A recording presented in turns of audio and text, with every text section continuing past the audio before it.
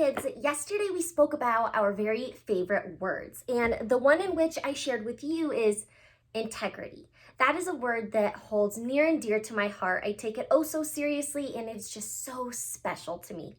After I shared that word with you, a couple of kiddos were wanting a bit of clarification. They had some questions, but the main thing I kept hearing over and over is, I want an example of integrity. What does integrity look like? What does integrity sound like? And friends, when I got those comments, I got really excited because I've been holding out on this particular story throughout the whole year because it's my very favorite text that demonstrates integrity. All right, so I really wanted to share it with you today. It is called Lazy Ozzie. Okay, let's read that back blurb. Lazy Ozzie doesn't want to learn to fly, but Ozzie's mother thinks it's time for him to leave the nest, and she tells him he'd better be on the ground by the time she returns. Ozzie is sure that he can fool his mother and find a way to reach the ground without flying. Or is Mother Owl wise to his tricks after all? We have a little review down here.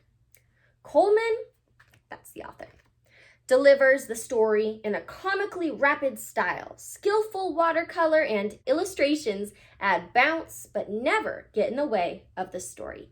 And that's from Kirkus Reviews.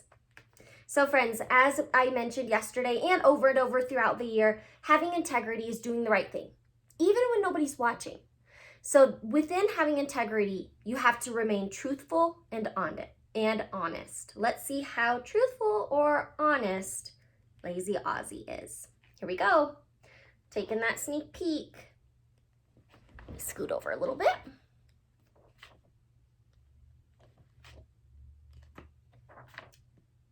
Looks like there are a lot of characters popping into the plot of this story. Even more characters. Wow, looks like Ozzie's getting quite a bit of help. Oh, the animals don't look too happy with him. Oh, that must be Mother Owl. I'm not sure what that's all about. Oh, okay. Let's get into Lazy Ozzie.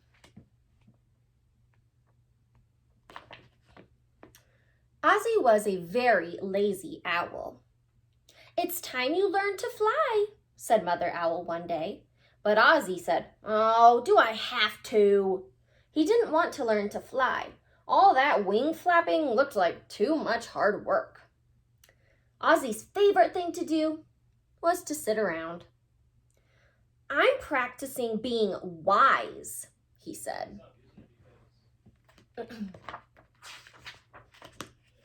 "Well, I want you to fly," said his mother sternly.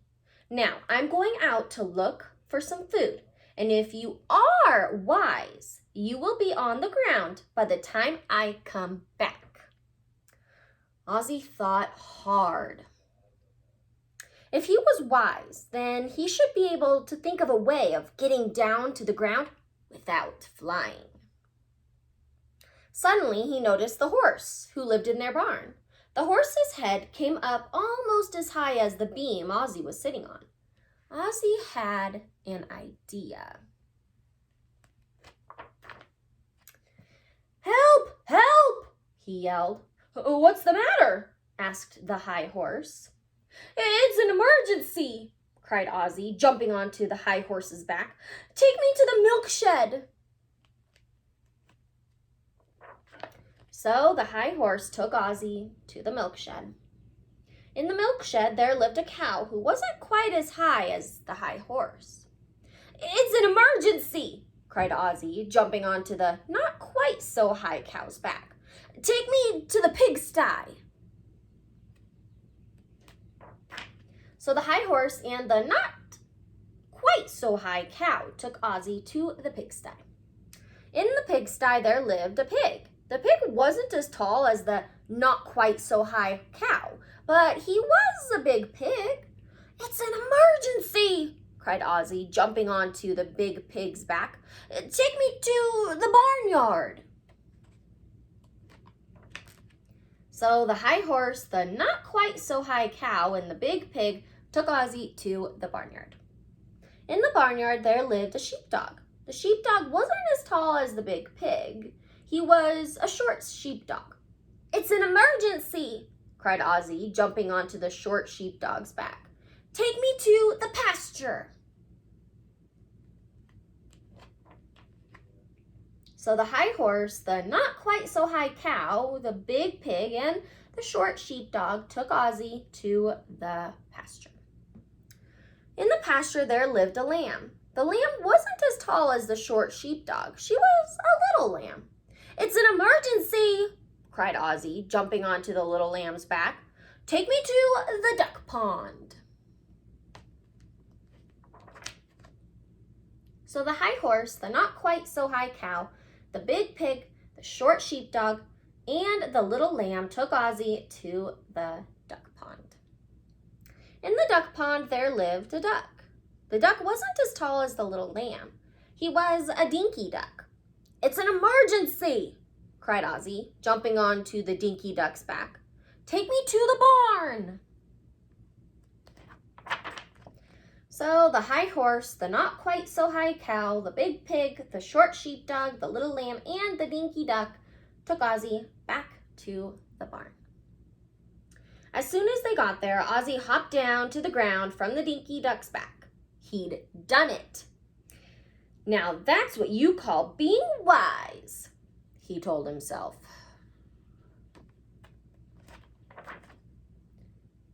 "So what's the emergency?" asked the high horse. "Oh," said Ozzie. I was only kidding. Wasn't that fun?"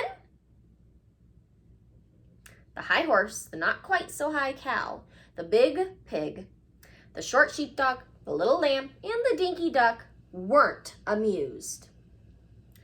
They went away grumbling, but Ozzie was happy. His plan had worked. He was pretty wise already.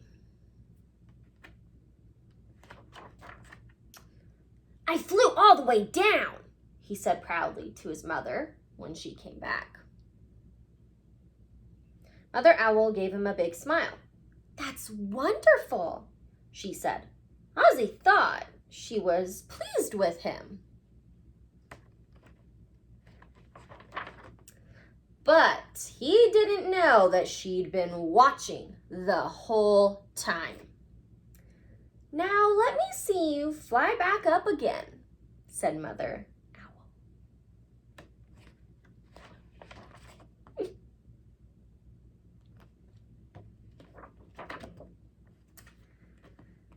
Wise Ozzie wasn't quite so wise. He was more so lazy. So kiddos, I love this text and I have been saving it for a very special occasion because it truly demonstrates exactly what integrity to me is. We should always be doing the right thing, even when nobody's watching. In this case, Lazy Ozzie's mother was watching and she did not fall for his trick.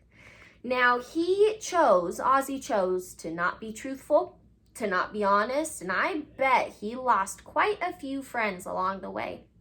This story reminds me of The Boy That Cried Wolf. I'm not sure if you are familiar with that text, but it is very similar because in that story, a boy is crying, "Wolf, wolf, wolf," and kidding, just like Lazy Ozzie did. And so eventually, when the wolf really was there, none of the townsfolk believed him. And he got eaten. So Lazy Ozzie, I bet if he had that integrity and was doing the right thing, even if Mother wasn't watching, he would have kept his friends and they would have always believed him and considered him an honest, truthful individual. But as of right now, I bet they are grumbling some more and not taking him quite too seriously. Kiddos, I hope that Lazy Ozzie taught you some ways in which you can demonstrate integrity. So I want you, boys and girls, to today and, every day in your life, always ask yourself, am I having integrity? Am I behaving like a wise owl would? Or am I behaving like Lazy Ozzie? And if you're behaving like Lazy Ozzie, that's okay, but make that fix up. good kiddos, good learners have integrity. Keep that in mind. Thank you so much for reading with me, boys and girls. I thoroughly enjoyed it. I'll see you in the next Read Aloud. Goodbye.